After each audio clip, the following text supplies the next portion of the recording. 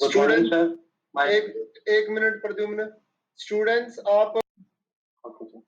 Good morning, sir. My name is Pradyumna Bhardwaj. Roll number is 200117, and today I am going to present simulated lesson plan.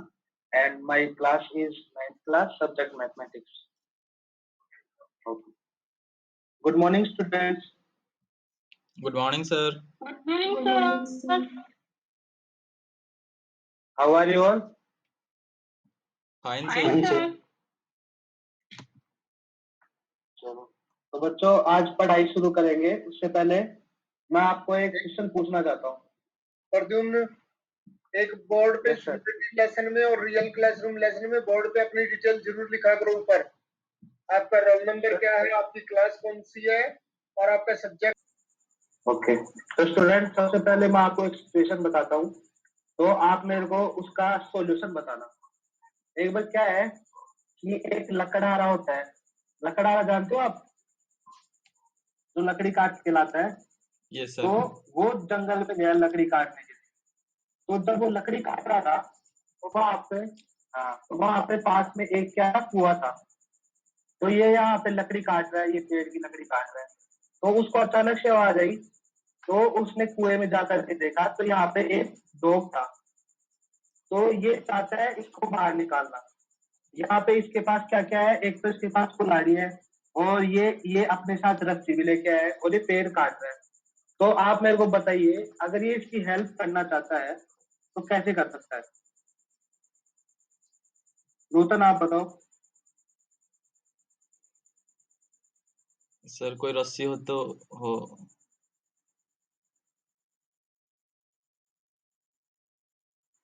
हाँ, और कोई? प्रमितेश?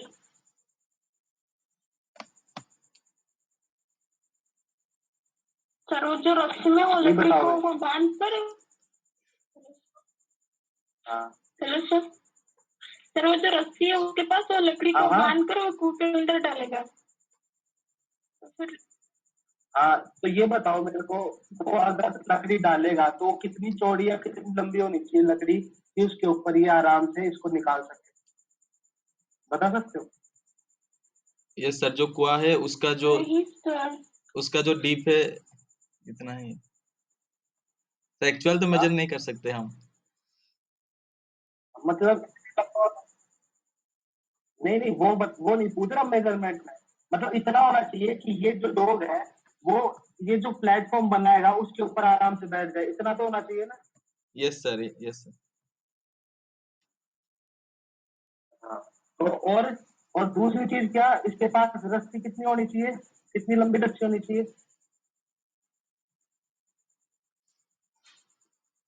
ये आराम से यहाँ यहाँ यस तक सर। पहुंच जाए।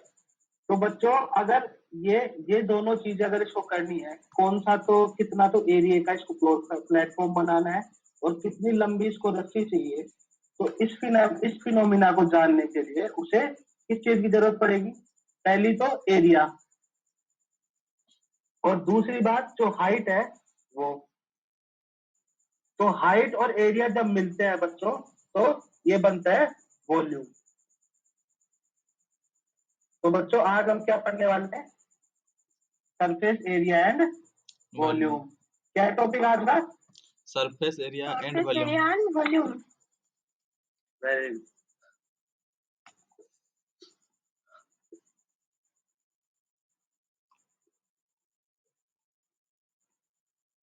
तो बच्चों आप में से किसी को पता है सरफेस एरिया किसे बोलते हैं? मोनालिसा, आप बता सकते हो? नहीं सर। कोई बात नहीं, मैं बताता हूँ। कोई भी सॉलिड सब्जेक्ट होता है, कोई भी सॉलिड ऑब्जेक्ट होता है, जैसे कि ये एक सॉलिड ऑब्जेक्ट है। इसके जो सरफेस पे जितनी भी इसके सरफेस पे जो एरिया है या बाउंड्री है, ये पूरा जो सरफेस है इसका, इसी को हम सरफेस एरिया बोलते हैं। अगर हम इसे मेजर कर लेंगे तो ये इसका सरफेस एरिया कहलाएगा। मतलब किसी भी 3D ऑब्जेक्ट का जो सरफेस है उसका जो एरिया होगा वो इसका सरफेस एरिया कहलाएगा। अब बात ये आती है कि हम सरफेस एरिया निकाल कैसे सकते हैं? हमें ये तो पता चल गया कि सरफेस एरिया क्या होता है। अब सरफेस एरिया निकालने के लिए कोई भी ऑब्जेक्ट होता है तो उसको हम छोटे छोटे पार्टों में डिवाइड करते हैं जिससे वो बना है। लाइक सबसे पहले हम पढ़ते हैं जैसे कि क्यूब का। फर्स्ट हम पढ़ रहे हैं क्यूब का सरफेस एरिया।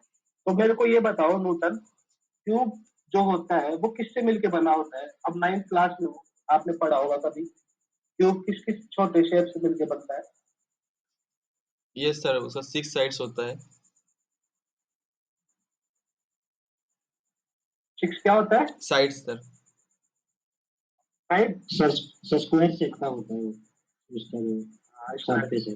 6 साइड्स होता है वो स्क्वायर शेप का होता है। तो सबसे पहले अगर हमको क्यूब का सरफेस एरिया चाहिए तो हमें स्क्वायर का सरफेस एरिया चाहिए। तो बोर्ड पे जान लो ये एक स्क्वायर है। अब प्रमथेश आप मेरे को बताइए इसका एरिया क्या होता है? साइड का स्क्वायर होता है उसका एरिया। साइड का स्क्वायर होता है। जैसे मैंने इसकी साइड ए ले ली तो एक साइड का स्क्वायर हो जाएगा ए स्क्वायर।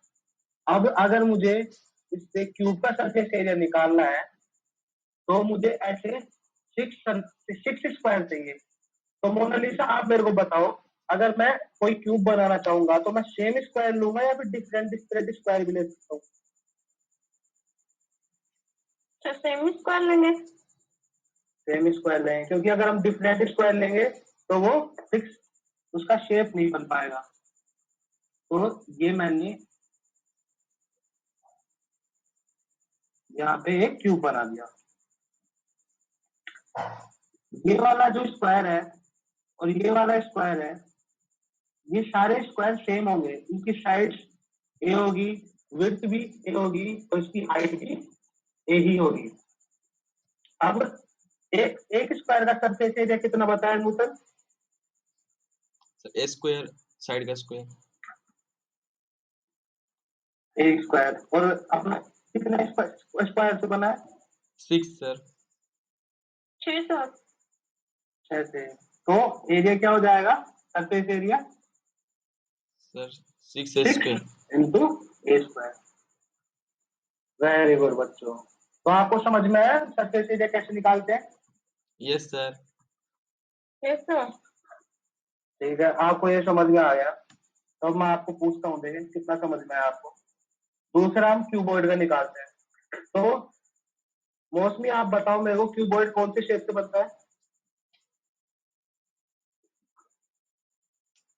Yes sir.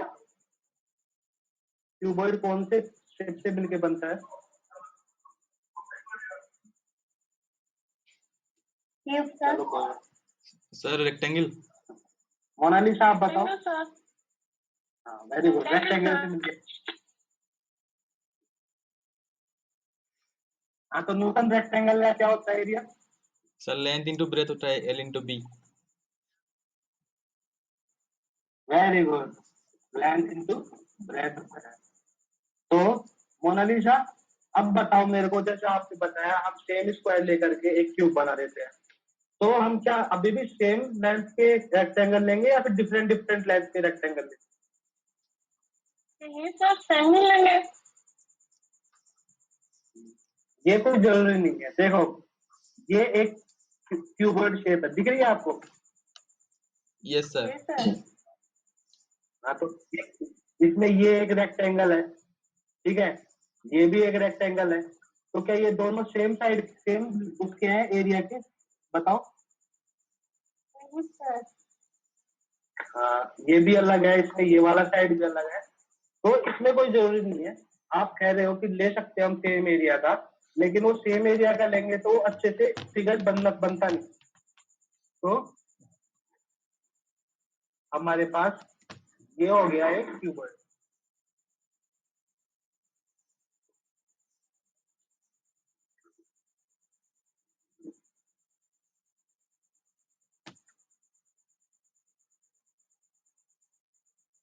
हाँ तो प्रिय रंजन आप बता सकते हो मेरे को कि इसका एरिया कैसे निकालेंगे हम?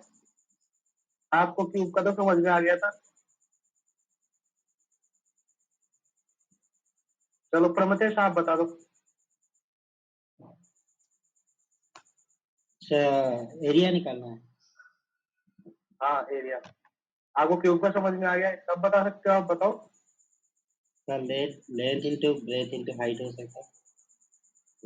अरे नहीं, आप देखो कैसे निकालते हैं हम। सबसे पहले जैसे उसमें निकाला हमने, एक रेक्टेंगल का निकाला, और वो ये जो बना है ये रेक्टेंगल से बना है, लेकिन डिफरेंट डिफरेंट रेक्टेंगल से बना है। तो एक रेक्टेंगल का एरिया कितना होता है प्रत्येक? सर लेंथ बताओ। इंटू ब्रेथ होता है।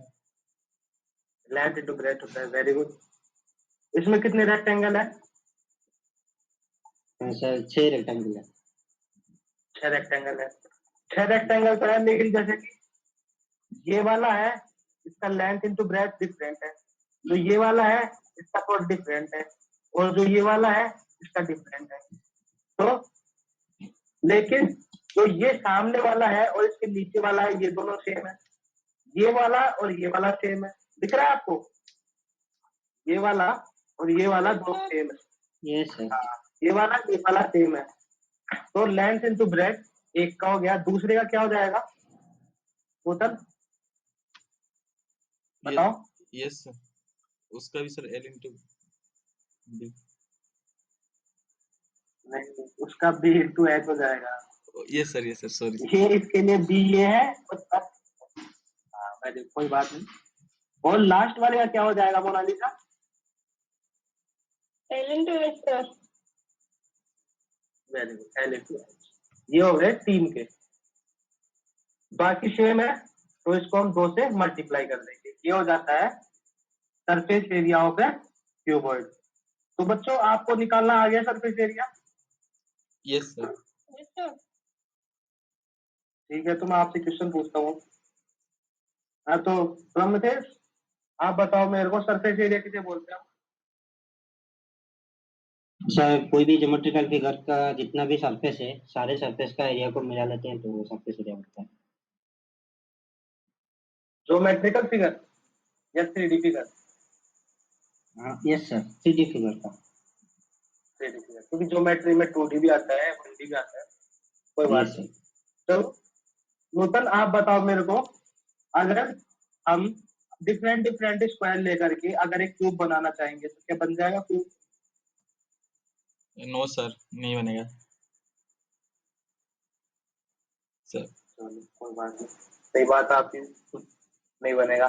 मोनालिसा आप बताओ मेरे को, जैसे कि हमने एक क्यूब का निकाला, एक क्यूबॉइड का निकाला, अगर मैं आपसे पूछूं हम एक सिलेंडर का निकालना चाहते हैं, तो सिलेंडर का सबसे छोटा का छोटा बेस है, मतलब जिससे वो बनता है, वो फिगर क्या होगा सिलेंडर के लिए? लाइक एक सिलेंडर है, अगर मैं इसका सरफेस एरिया निकालना चाहूँ तो कौन सी शेप से मैं स्टार्ट करूंगा? ये चलो आप में से जो भी बताएगा उसको मैं आज एक प्राइज दूंगा, बताओ। Sir circle. सर उसका जो बेस होता है, सर्कल जो होता है बेस वाला पार्ट, उसी से स्टार्ट कर सकते हैं। ठीक है, मैं आपकी बात मान लिया, लेकिन वो बेस वाला पार्ट तो बाद में आएगा, अगर बेस है ही नहीं, सिर्फ ये पार्ट है, ये वाला पार्ट क्या हो सकता है? कोई अंदाजा है आपको? सिर्फ ये वाला पार्ट। जैसे मैं आपको एक क्लू देता हूँ, अगर आप इस वाले पार्ट को बीच में से डिवाइड कर दोगे और उसको खोल दोगे तो कौन सी आकृति बनती है? सर रेक्टेंगल बनेगा। रेक्टेंगल बनेगा। तो आपको पता चला ना कहाँ से सरफेस एरिया कहाँ से निकाल सकते हो? Yes yes sir. सर। चलो, तो आज आपका यही होमवर्क है, आपको घर पे जा करके जो ये सिलेंडर है इसका सरफेस एरिया निकालने का ट्राई करना है, और कल मेरे को आकर के बताना। ओके? Okay sir.